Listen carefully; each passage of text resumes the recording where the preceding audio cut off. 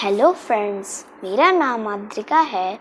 मैं study hall school में class 2 section C में पढ़ती हूँ और आज मैं कहानी सुना रही हूँ ताड़का वध, और जिसके लेखक हैं बसंत। तो शुरू करते हैं। मेरे दादाजी की गांव की रामलीला बहुत प्रसिद्ध थी। जब दशहरे के दिनों में रामलीला होती तो दूर दूर के गांव से लोग आकर उसका आनंद उठाते थे। मेरे दादाजी राम बनते थे। उस समय उनकी उम्र कोई 14-15 साल थी। दूसरी तरफ गांव के सबसे बड़े पहलवान को रावण बनाया जाता था। लंबी मूंछों वाले दूसरे कई लंबे तगड़े लोग कुंभकर्ण और मेघनाद जैसे राक्षसों का रोल करते थे। मेरे दादाजी को इस बात का बड़ा गुमान था, इतने ताकतवर लोग भी उनके एक ही तीर से धाराशायी हो जाते थे। दादाजी को राम की भूमिका इसलिए दी जाती थी क्योंकि वो गांव के गिने चुने पढ़े लिखे लोगों में से एक थे। रामलीला करने वाले ज्यादातर लोग तो रामायण पढ़ भी नहीं सकते थे। ऐसी हालत में लोगों को उनकी भूमिका के बारे में बता दिया जाता था। एक बार कहानी जान लेने के बाद रामलीला के बाद स्टेज पर जाते थे। फिर उन्हें अपने मन से जो भी डायलॉग बोलने होते थे बोलते थे, जो भी एक्टिंग करनी होती थी करते थे। ड्रेस और वेश सज्जा का काम भी लोग खुद ही करते थे। रामलीला का एक ऐसा ही प्रसंग था, ताड़का वध। ताड़का नाम की एक राक्षसनी महर्षि विश्वामित्र के आश्रम में उत्पात करती थी। आश्रम की रखवाली के लिए विश्वामित्र अयोध्या के राजकुमार राम को बुला लाए। राम ने ताड़का वध किया। ताड़का का रोल गांव के वयोवृद्ध रहीम चाचा को दिया गया। रहीम चाचा बेहद खुश हुए। रामलीला में एक्टिंग करना गौरव की बात थी।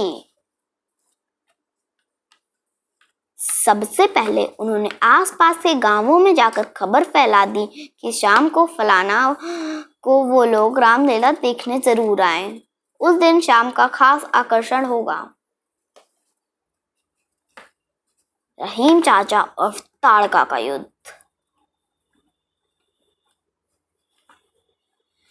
रहीम चाचा जब गांव-गांव गली-गली ये संदेश पहुंचा चुके तो उन्होंने ताड़का बनने की तैयारी शुरू की।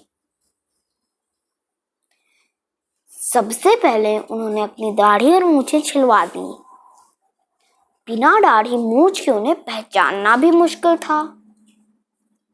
उस शाम धर्मबारी के फैजल मियाँ कल्लू उस्ताद, कुठिया के लुक्का पंडित और ठाकुर सिंह, सुदवलिया के गोरख ठाकुर और हरेंद्र बाबू जैसे कई वयोवृद्ध लोग रहीम चाचा को ताड़का की एक्टिंग करते देखने आए।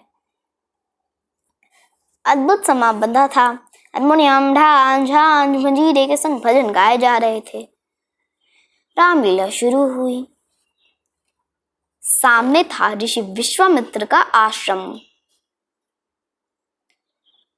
ऋषिगण वहां पर यज्ञ की तैयारी कर रहे थे।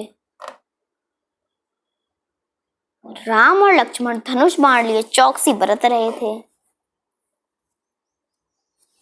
तभी अचानक ताड़का और दूसरे कई राक्षस वहां पहुंचे। जनता ने करतल ध्वनि से उनका स्वागत किया। राम बने मेरे दादाजी को थोड़ा बुरा लगा कि इतनी तालियां तो लोगों ने उनके स्टेज पर आने में भी नहीं बजाई थी। रहीम चाचा ने अपने चेहरे पर कालिक पोत रखी थी। मुंह के कोनों पर 2 सफेद लकीरों से उनके बाहरी दांत बनाए गए थे। सिर में उन्होंने मिट्टी की हांडी पहन रखी थी जिसका काला रंग चमचमा रहा था। उन्होंने जो साड़ी पहन रखी थी वो बड़ी मुश्किल से घुटनों तक पहुंची थी। उन्होंने एक हाथ में एक बड़ा सा मूसल ले रखा था। उनके साथ के दूसरे राक्षस आकार में काफी छोटे दिख रहे थे। ताड़का राक्षसों के साथ मिलकर नाचने लगी। किलकारियां लेकर अट्टहास जोर जोर से अट्टहास कर उछल कूद मचाकर वह लोग आश्रम को तहस नहस करने लगे। तभी राम और लक्ष्मण उनके सामने आए। राम ने कहा, ताड़का ओ ताड़का, ऋषि को तू नाचता, उपमन छोड़ तू चली जा, मेरे क्रोध को ना भड़का, ज्यादा तंग करेगी तो मैं लगाऊंगा तेरा तड़का। राम की बात सुनकर ताड़का आग बबूला हो गई। उसने कहा, राम राम राम राम, क्यों को आया मेरे धाम, करूंगी तेरा काम तमाम। ताड़का का युद्ध शुरू हुआ। दोनों स्टेज पर उछल कूद करते रहे।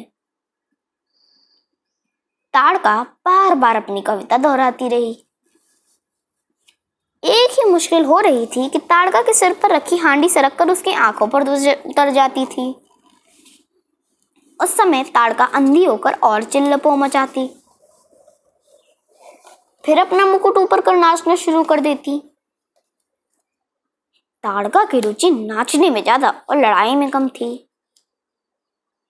फिर राम ने कहा, ताड़का तू जा जा, ऋषि पर तू दया दिखा। इसके जवाब में अचानक ताड़का चीखने लगी। जीप लपलपाती हुई वह राम की तरफ दौड़ी। वह जोर जोर से बोल रही थी, तपोवन छोड़ के मैं नहीं जाऊंगी, हे राम मैं तुझे खाऊंगी। राम को लगा कि अब ताड़का वध का समय हो गया है।